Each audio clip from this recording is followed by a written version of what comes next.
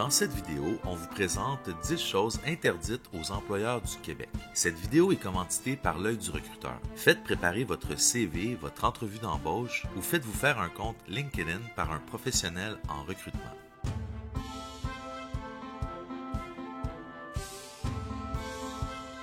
Numéro 1. Un employeur ne peut pas refuser d'embaucher une personne parce qu'il la considère trop jeune ou trop âgée. Il peut par contre refuser d'embaucher une personne de moins de 18 ans si le travail comporte des risques de blessures graves ou de mort. Numéro 2. Un employeur ne peut pas poser des questions sur la santé mentale ou sur l'usage de médicaments à un employé, même dans un formulaire d'embauche. Ces questions seront toutefois exceptionnellement permises si l'emploi implique la manipulation de médicaments. Numéro 3.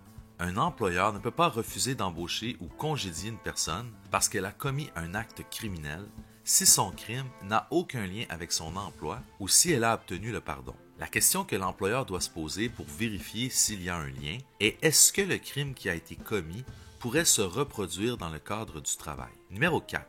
Un employeur ne peut pas donner un salaire inférieur à des étudiants s'ils font le même travail que les employés réguliers. Numéro 5.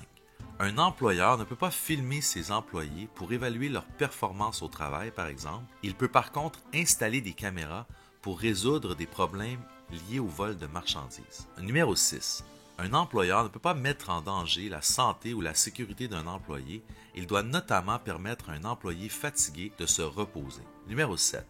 Il est interdit à un employeur de ne pas avoir de politique de prévention du harcèlement psychologique au travail et de traitement des plaintes. Numéro 8. Un employeur ne peut pas congédier ni sanctionner un employé qui refuse de faire du temps supplémentaire parce qu'il doit s'occuper de son enfant. Numéro 9. Un employeur ne peut pas congédier ni sanctionner un employé qui dénonce ses pratiques douteuses ou frauduleuses. La loi sur les normes du travail protège les employés sonneurs d'alarme.